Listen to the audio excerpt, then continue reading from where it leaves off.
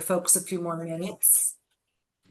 Well, I've started the recording, so welcome everybody to the October 30th Lunch and Learn. We are excited to have Crystal McDonald and Miriam Ballo here to talk to us about ASAP and what it can do to reduce the load on the telecommunicator. So I'm going to turn it over to Crystal and Miriam, and thank you very much for being here. I appreciate that. I was just sharing for those that were on the call here just a moment ago.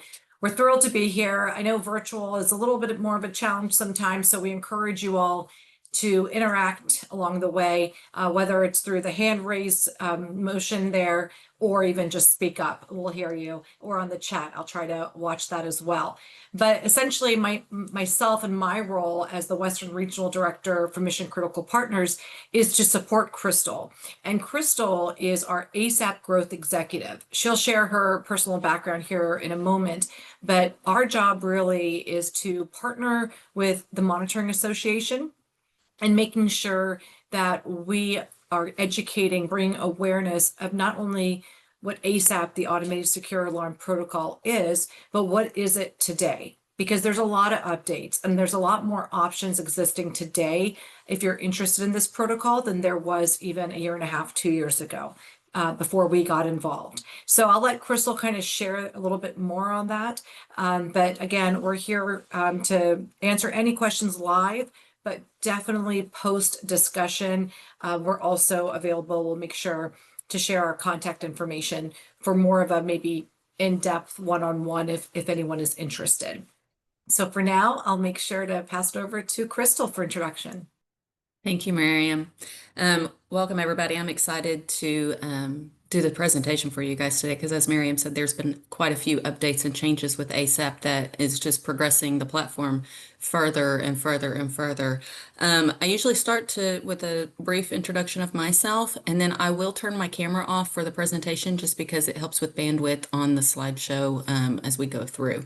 So as Miriam said, just feel free to interject with questions or raise hands, or if I don't catch it, she's going to catch it and she'll alert me so we can get your questions answered. So a little bit about myself. As Miriam said, I'm a public safety growth executive for ASAP service. I was hired by Mission Critical almost a year ago. December will be a year. And my goal as a public safety growth executive is basically just to educate centers across the country, mainly in the West Territory, which is my territory, just to give them the education on what ASAP is and what the new developments are with ASAP and what we are doing to progress this forward as things change in the ECC, as technology changes. The Monitoring Association went to Mission Critical and challenged them, gave them this opportunity for us to go out and do this growth. So that's what my job is. A little bit about myself. I was in the ECC, well, the police department here locally for about 20 years. I'm from Springdale, Arkansas, Northwest Arkansas, very corner of the state, home of Walmart. I always like to tell people that because they have their own zip code, literally here. But I spent 18 and a half years at the police department. I started in dispatch as a dispatcher, worked all the shifts, all the hours, mandatory overtime, did it all. Became supervisor after about 5 years of being just a regular dispatcher. Did that for approximately 5 years, and from there the chief asked me to take over the NIBRS, or the crime reporting for the department. At the time, we had an antiquated CAD system, AS400 through SunGuard, and our reporting was way behind by several years. So that challenge was to become the NIBRS coordinator and then catch us up on all of our reporting so we could be eligible for grant funding. So he put me in charge of that. I did that in crime analysis for about 5 years, and then he thought I was doing such a great job, he added on the records department to me. So I ended up supervising records and still continuing to do the crime reporting. While I was over the records division, we developed the report specialist program, which was basically citizens could call in and put a small minor like theft report or criminal mischief report over the phone versus sending an officer to the call. It was just an option that helped citizens who were, couldn't wait around because, as we know, centers get busy, police departments get busy. There's priority in how we handle calls, and sometimes we had busy days where a minor theft wasn't getting answered until 2 hours later. So it solved problem for the citizens, but then also solved it for the law enforcement side because they weren't having to respond to calls that, weren't necessary for their response. They stuck to the emergency calls. So after doing that, for approximately like I said, 18 and a half years, I thought it was time for a change. And so I went over and into Motorola Solutions and I traveled and taught body cameras, the WatchGuard body cameras. I did that for about 8 months. And then my husband at the time got cancer, so I couldn't travel anymore. And I had to look at other options of a job that kept me at home. So then I decided would work for a small family-owned alarm install monitoring business, which is kind of perfect since this job here with ASAP is with the alarm side and the ECC side. I have like the best of both worlds. So I did that for a couple years, and my passion is just public safety. It always has been, whether it's in the center or working with law enforcement officers directly. That's my passion. So I found this job through Mission Critical and I wanted to get back into it and work with ECCs directly. So here I am today. And what we're going to do is I'm going to turn my camera off. And like I said, just feel free to ask questions as we go along. And Crystal, I just wanted to make sure, are you seeing my hand raised at this moment? I do.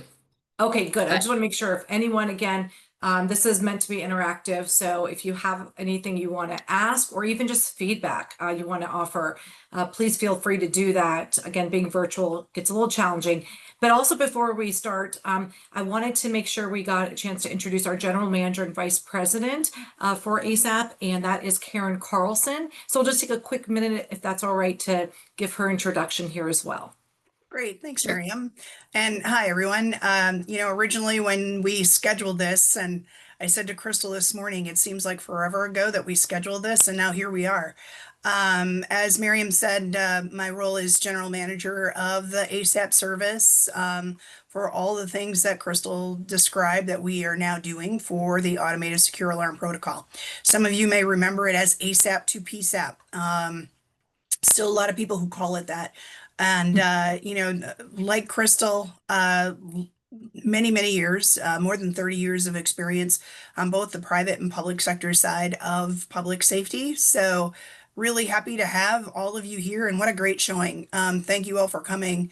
I'll be here to kind of, offer any technical support or answers that you may have along the way. But with that, I'm going to just be quiet and let Crystal take away. Thank you, Karen. Miriam, if I do miss somebody's hand, just let me know because I can only see like you and myself on the screen currently. So. All right. The first thing I always like to talk about when we're talking about ASAP is challenges that ECCs face every day. Being in a center for as long as I was, I know that there are several challenges day to day that we face. One of the biggest ones that we see across the country, but then also that I dealt with my center, and I'm sure you're dealing with it in your centers, is staffing overwhelm. You're never fully staffed, or very rarely are you fully staffed. I will say that. But when you are fully staffed, it doesn't last long. A lot of times you have turnover for multiple reasons or things happen, and you just are always having this staffing overwhelm and manual workload. Is just, it's a lot on each individual telecommunicator. As you see here, there's 77% of the centers are below authorized staffing levels, and that's a huge number. That's a lot for these centers to be understaffed. And so what ASAP does is we try to help that because as you'll see in the presentation, you're going to see how ASAP is going to help with that staffing overwhelm. Also, there's error-prone processes. We all have processes, but you have human error that can play into it, or something happens with your CAD system or your inlet system. There's always going to be processes that are error-prone. There's limited resources. Like I said, my CAD was from like 1992, AS400 green screen.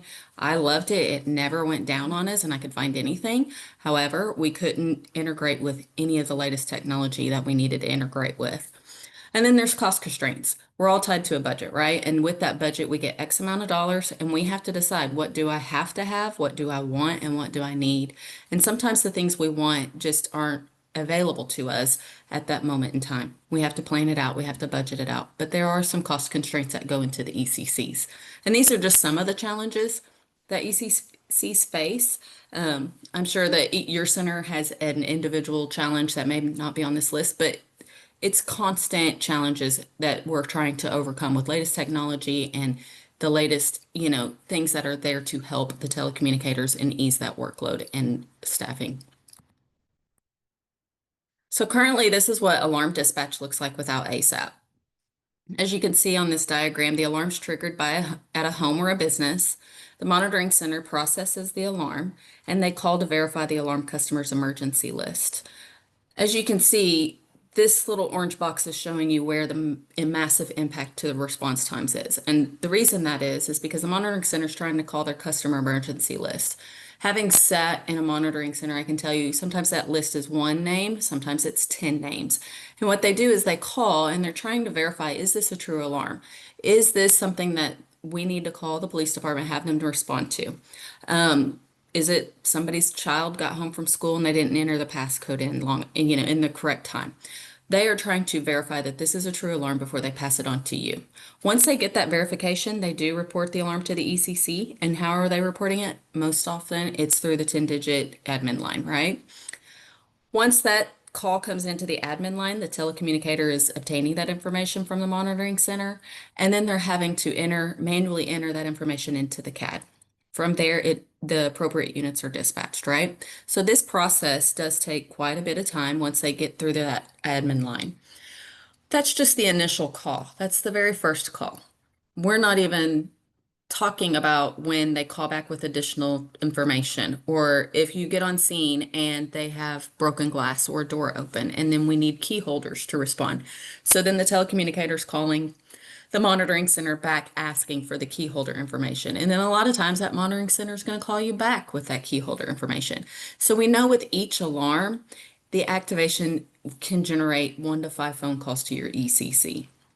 That adds up in time when you're looking at your admin line and you're having to constantly answer the 10-digit line, but then you're also having to pay attention and keep track of the 911 lines that are coming through. So this is what alarm dispatch looks like with ASAP. Same process, the alarm center processes the alarm. They're going to call that customer's emergency list to try to get that verification of a true alarm before they proceed to call you. And then instead of picking up the phone call and calling into your 10-digit admin line, the alarm information is integrated directly into your CAD. This is where it saves 2+ minutes because it's just automatically going into your CAD system instead of coming through on that 10-digit line. Sometimes when it's coming through on the 10-digit line, you can't answer it immediately or you have to put them on hold. So with ASAP and it being directly integrated into your CAD, this is where that time is saved, and time saved that can be put back towards answering 911 calls or emergency radio traffic. So once it's directly into your CAD and it creates that call, then appropriate units are dispatched. And the way we're able to do that is because we pre-verify the addresses that are going into the ASAP and CAD system. So we work with the monitoring center and we pre-verify their addresses to make sure that it matches your CAD addresses and they go in correctly, and that those alarms or those addresses are truly in your jurisdiction. So when those addresses are pre-verified, that's how we are able to integrate into your CAD and create that CAD call. Any questions so far? Did I miss any hands? Okay. Something that's new that we kind of touched on a little bit is there are new developments with ASAP, and one of those is ASAP View. So ASAP View is the ASAP service, but it's through a web-based platform instead of being CAD integrated. So the alarm center or monitoring center is doing the same process, and then instead of it directly being integrated into your CAD, the alarm will come through on a web-based platform. The telecommunicator can then take this information and they can either copy and paste or directly manually enter it into the CAD. This is a modern web-based version that simplifies the deployment and reduces the setup overhead, and it's a quick implementation. And I always like to say this is a good option for some agencies that are in the process of getting a new CAD upgrade or they're looking at getting a new CAD. ASAP View is good to use in the interim. It is like a portal, a web-based portal that opens up in a separate window. And here on the next slide, you'll see what it kind of looks like. But ASAP View is just a good option to get started on ASAP while you're waiting for other developments with your CAD. Ultimately, our goal is to get you on the CAD integrated version because that's the most efficient version of ASAP, and that's what's going to save you the most time. As I said, with ASAP View, you are still having to take that information and manually enter it, but it is bi-directional messaging, just like the other ASAP service. You can message the alarm center back and forth, and there are no phone calls. Yeah, yeah, sorry. I just wanted to stop for a moment and see if there's Sure. any questions from the group here regarding the web portal version view. Because that is a kind of a new option for some folks here that might not have been aware.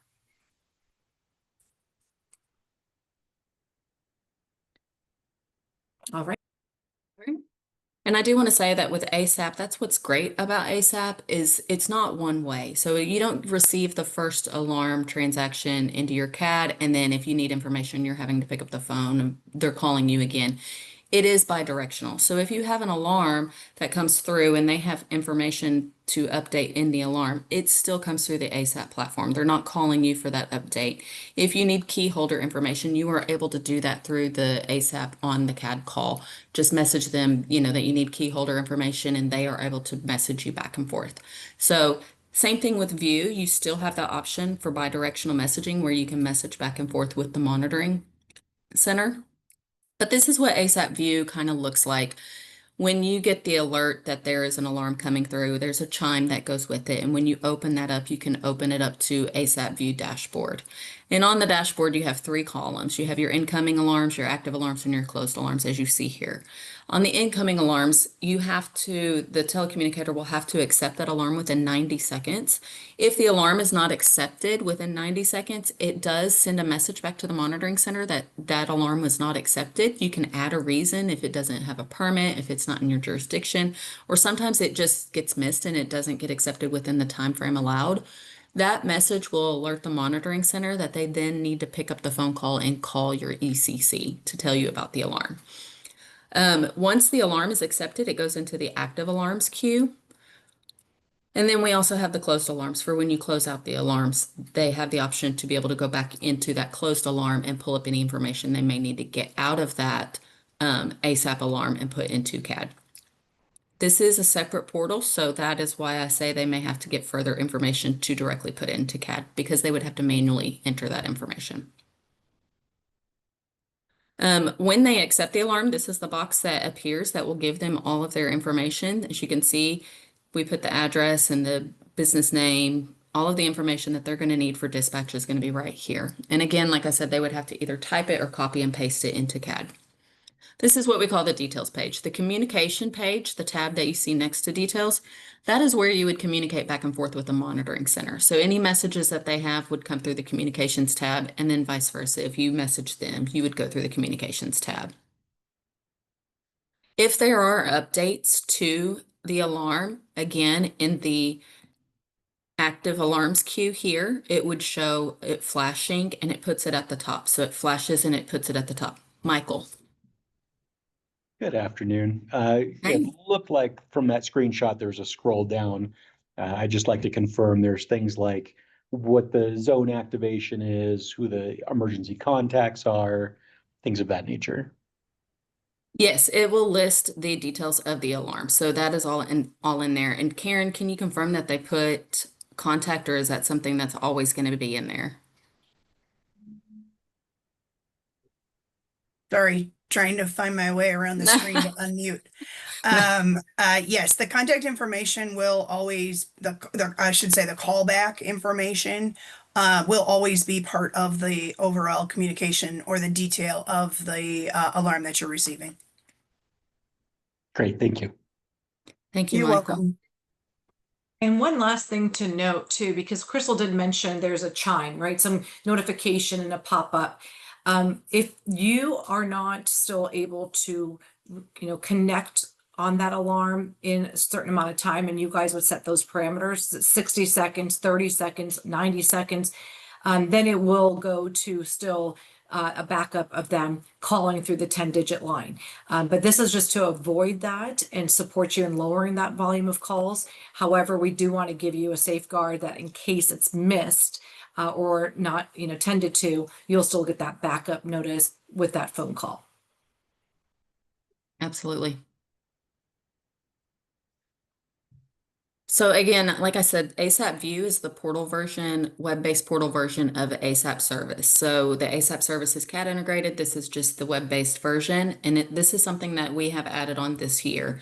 And like I said, it's great for those agencies that are looking at CAD upgrades or switching CADs, and they can utilize ASAP as an interim solution until they can get on the CAD integrated solution, because you are still receiving those alarms digitally and you are still being able to use the bi-directional messaging, which is, in my opinion, as a former dispatcher, I would much rather type something out very quickly than have to pick up a phone and call. And we all know how the alarm calls go. You have to give them the reference number, and then you have the operator number, and then, so there's all of these details that you have to provide before they can get you to the correct alarm to give you that rep information. Whereas this is going back and forth and they have it right there on their screen.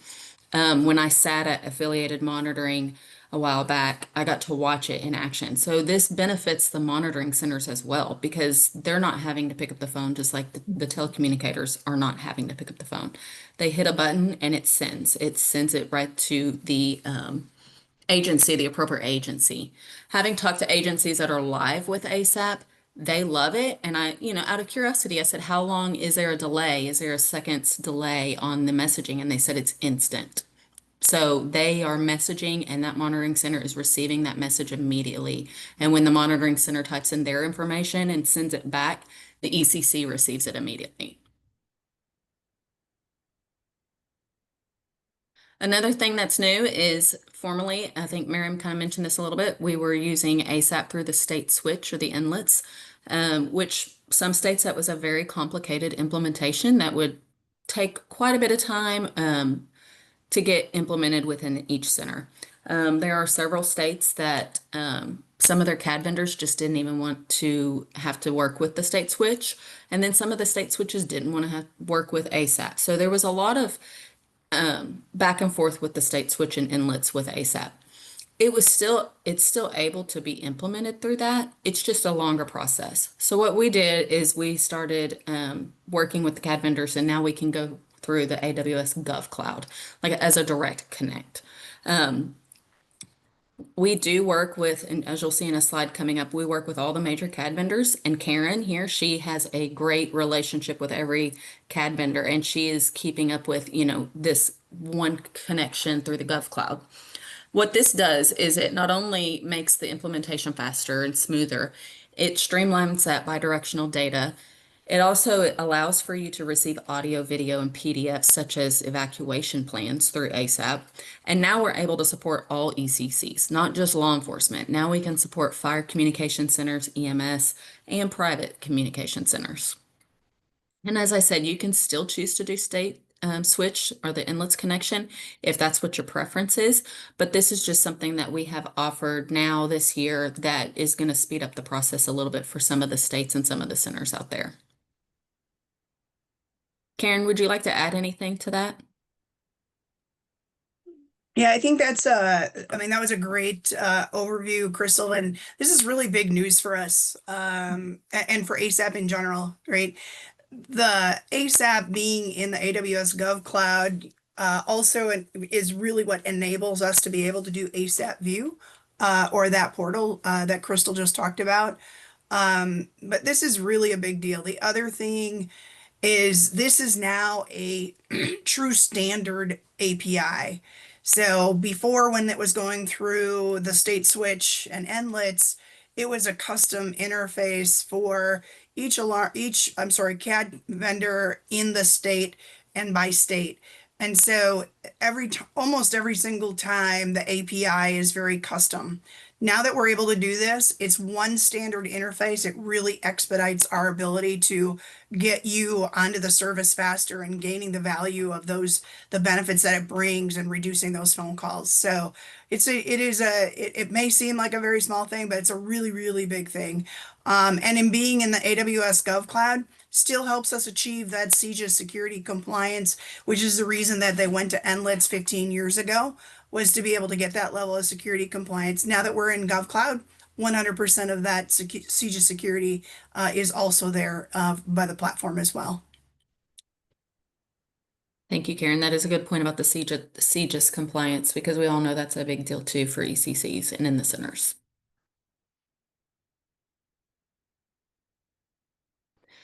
So far, these are the live ECCs that we have in Colorado.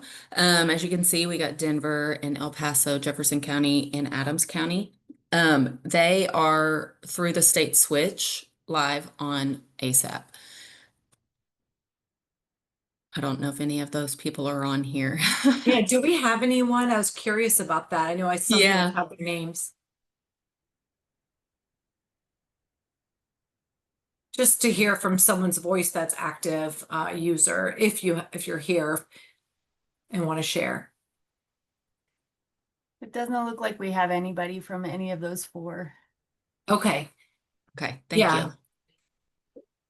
And we have some for folks, since it looks like this is all a group that is not active.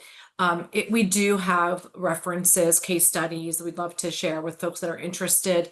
At the end of the call, again, we'll share information and a QR code that allows you to sign up through a discovery form, so we can follow up with a little bit more information. But ultimately, we want you guys to be able to hear from people that had the experience, that can share what their results are directly. So we'd be happy to do that for anyone here, or of course, I'm sure you guys know people at these other centers that you could also communicate with. Yes. Thank you, Miriam. I always like to share this slide because to me it speaks volumes just from my past experience as a dispatcher. But since implementation of ASAP Riverside, California, they've saved 24,462 minutes, over 33 hours a month. And to Miriam's point, we have case studies. This isn't just the one ECC that we've gotten these numbers from. We have several ECCs that are just praising what ASAP has done for their center, just because it is saving that time. I was in Utah last week for their Utah APCO NINA conference. And something that was mentioned, first thing I noticed was that the whole entire first day was all on mental health in the center, because we all know that, with the workload and the types of calls you take and just the stress that goes into it, mental health has become very important in your ECC. But one of the things that a presenter brought up was, we're all aware of ducks and bears, and I've never heard that term before. I was like, what is she talking about? Ducks and bears. So ducks are those little calls that slowly over time just pick at you and pick at you, like a duck pecking at your feet constantly until just you finally are at a breaking point. Whereas bears are those major calls that just take bites out of you, that just grasp you immediately.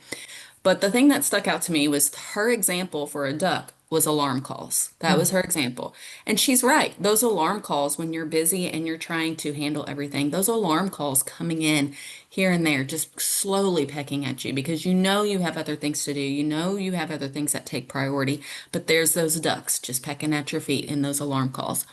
And I thought that was a great example. So we do have several, as Miriam said, case studies, and a lot of those are saying, this is saving time for our telecommunicators and it's helping our workload.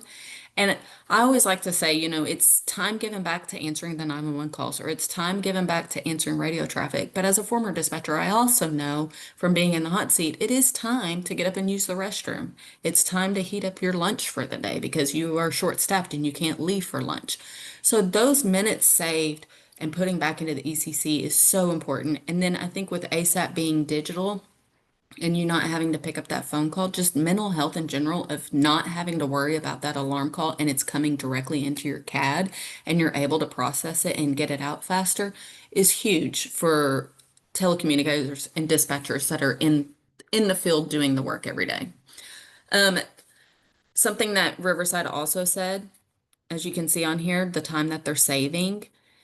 Plus, they took 12,231 alarm notifications in 2024. So that's quite a few alarms. I mean, like for me, my agency was smaller. I couldn't imagine having 12,000. But we do have several of these agencies, so I'm not sure what size of agencies you all are, but we do have agencies across the country that are equivalent to large agencies, small agencies, and they've all got input on how ASAP has benefited their center personally. As I said before, we work with all the major CAD vendors, as you can see here, Motorola, Versaterm, Central Square, Mark 43, but we also have a lot of the major monitoring centers. So we have Vivint, ADT, Johnson Controls, Securitas, and this is just a short list of what we have. I'm not sure who your major alarm monitoring center is, but I always get the question of, well, what about this alarm company? And it's always a smaller alarm company, or it's a company that we don't have on our list. If you have some of those alarm companies, we are willing to reach out to them and try to get them connected with the Monitoring Association and get them connected with ASAP as well. Ultimately, we want the majority of your alarms coming through ASAP. So we will help do that work to try to get them signed on as well. So you do receive those alarms digitally.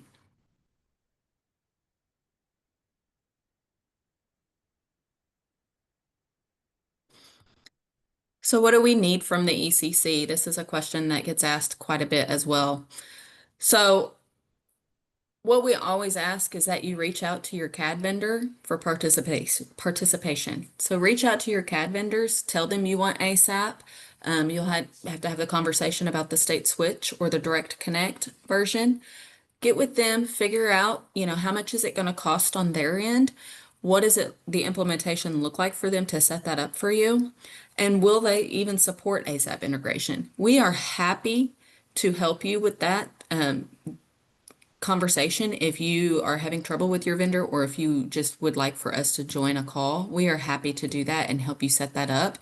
But that's usually the first step, because we want to see, is your CAD vendor going to integrate for ASAP? That's the first step, because if not, then we need to probably look at an option such as View. If they are willing to do the integration, you need to know for your side of things, what does it cost? Mm-hmm. And I'll say, to Crystal's point, we know this sometimes is a burden to even have to make that call or that inquiry. So we do support that. We like to offer as much of a concierge approach to this as possible and offload some of this. So we do have our relationships, but it'd be great if you had your direct CAD representative contact via email. You can introduce us so we can get that information, or if you give us their contact, we can do that on your behalf.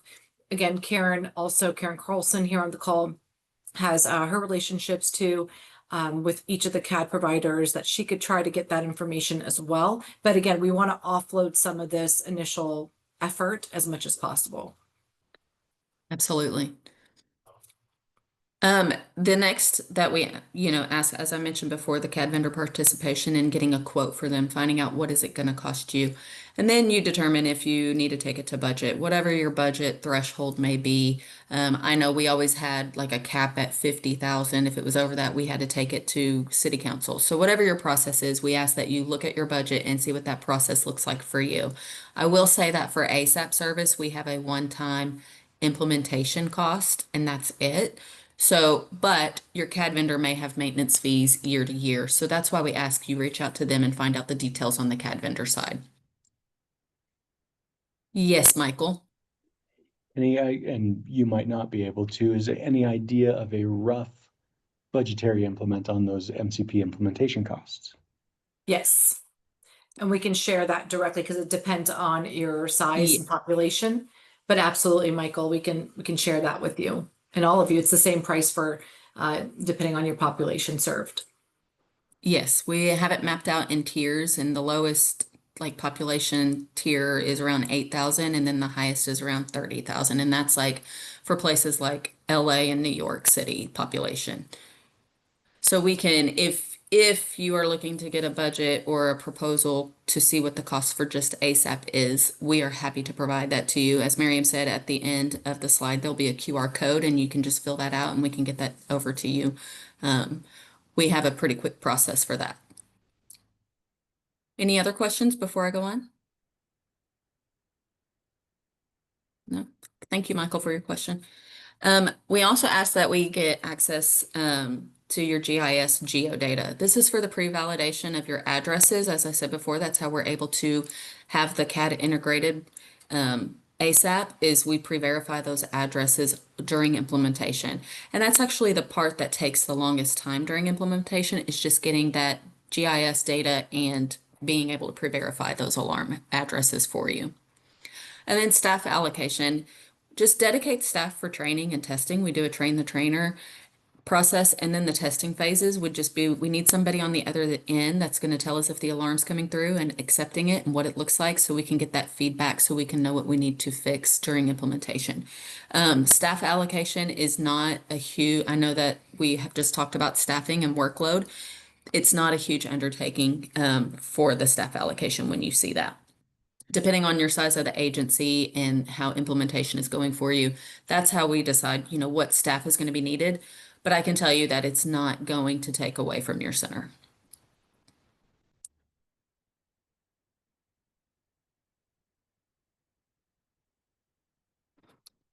Okay, so basically ASAP is by industry for industry. It was born out of the partnership between APCO and the Monitoring Association, and APCO has provided AVS-01 standards for alarms. If you're not familiar with those, AVS-01 standard is just how they level out alarms that are coming through the monitoring center. So if it's like a default, or they don't have very much information, the default level would be a level 1. And then if they have possible presence of somebody or property damage, then it goes up to a level 2 or 3. And if it's confirmed property damage or confirmed threat to life, then it goes up to a level 4. So APCO has developed those standards, and so I don't know if you're receiving alarms that way now. I know I've had several agencies that are not live on ASAP say, is that why they call and tell me it's a level 2 alarm? I have no idea what that means. They're utilizing this APCO standard. So I don't know if you guys have any of that going on yet, but that level will also come through the ASAP platform. So on the information that is passed through to your CAD, it will state whether it's what level it is. I know each agency has different protocols on how they respond, but I know my agency, during the day, we would typically send 1 unit to an alarm until he determined that a second unit was needed. This is where that a level, the AVS-01 standard, to me, is a benefit, because you would know up front it's a level 3, so I should probably send 2 units immediately instead of just sending 1. So agencies are able to adopt and change procedure if necessary, if they choose to, because of this APCO standard. ASAP also has the highest adoption rate. We have an 80% adoption rate, the highest in the alarm monitoring industry. We are supported by all the major CAD vendors, and as you saw earlier, the majority of the major alarm monitoring centers are also on ASAP. It's been proven to expedite workflow, as you can see by Riverside and the stats that Riverside provided us. And as I said, with the AVS-01 standard, it is a standards-based protocol. It's the only standards-based alarm automation solution in the industry currently. I will say, because I know that fire agencies may be on here, they do not have a standard for fire currently. AVS-01 is just for the law enforcement side, but from what I understand, that is in the works with APCO as well. It's just not been released or updated.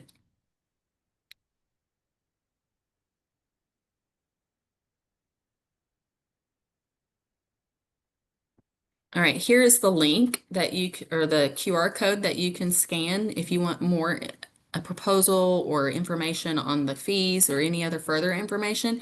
If you want to set up a presentation for, the people that make the decisions back at your agency, I'm happy to do that as well. We can, if you want to take it back to your agency and have further discussion, we can do that. Just scan the QR code, and that will allow you to put your information in for us to reach out and contact you. And Michael, to your point, if you want that cost, I can provide that as well. And I'm familiar with you, Michael, so I can get it to you if you are looking for that. Any questions?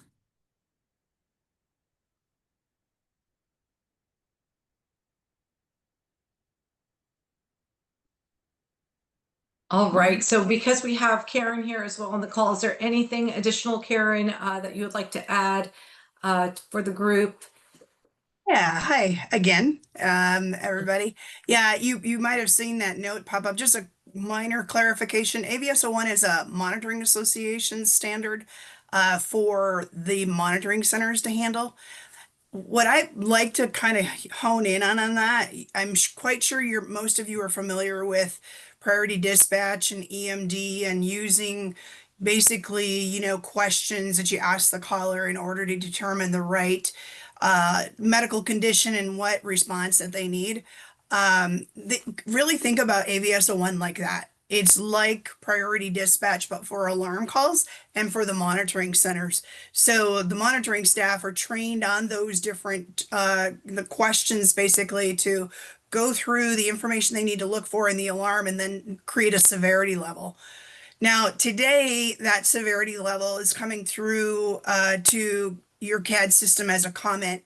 Through the APCO standards body, we are working with the CAD vendors to get that broken out as a separate field so that when you get that as a separate field, you can use that to trigger the incident type code or a modifying circumstance on an incident type code so that you can change the response level to, Crystal talked about sending 2 units versus, versus 1 unit, or maybe adding a supervisor to the response. AVS-01 is currently getting ready to release an active threat notification severity level that'll also be managed by the monitoring centers. And then they're also working on a similar thing for fire as well. So you'd get, different severity levels for fire.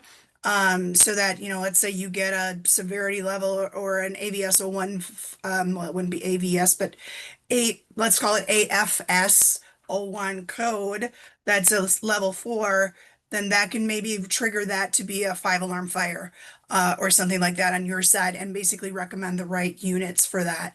So that's just one of the things that I wanted to quickly add, because when you get the phone call, like Crystal said, right? ECCs are getting told this is a level 2 or a severity 2. They don't really know what that means. But when you get it directly into CAD, now it's triggering that accurate response of units right off the bat.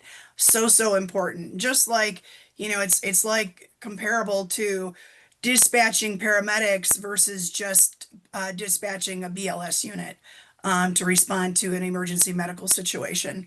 And like I said, it triggers that right off the bat and you're getting the right units to respond. Other than that, I think, I think Crystal hit everything on the mark. Uh, I'm happy Thank to you, Kim. take any questions, but also I'd love to hear from the, folks on the call, what do you think? I mean, how big of an impact are these alarm calls within your center? Yes, I think that's a good idea, Karen. And thank you for touching on that. We use priority dispatch, and I have heard, oh, well, we go through the cards. So that's a great example of how the standard works. Yeah. All right. Well, we appreciate Jennifer for your coordination efforts here, allowing us the time to meet with the folks on the call. And we hope to hear from most of you to further discussion. But unless there's anything else from us that's needed at this moment, we will say goodbye. Absolutely. Thank you, Miriam, Karen, and Crystal for being here and sharing this information with us. This will be put onto our YouTube channel, so those who weren't able to join us in person can catch up, and hopefully we'll reach out. I think this is a great tool for our ECCs to use, and I appreciate your time being here in the presentation. Thank you guys so much. Thank you. Thanks all. Have a good one. Thank you. Thank you.